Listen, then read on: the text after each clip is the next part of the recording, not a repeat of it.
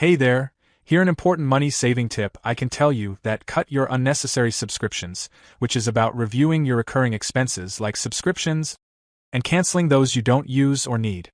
Many people subscribe to services such as streaming platforms like Netflix, Hulu, gym memberships, or apps, and over time, they might stop using them regularly but forget to cancel. Here's how it helps with saving money.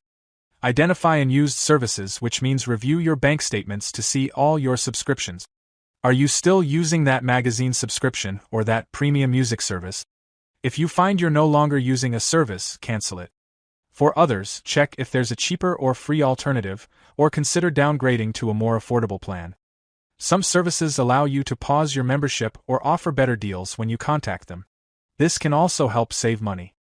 By trimming down these unnecessary recurring costs, you free up money that could go toward more important financial goals.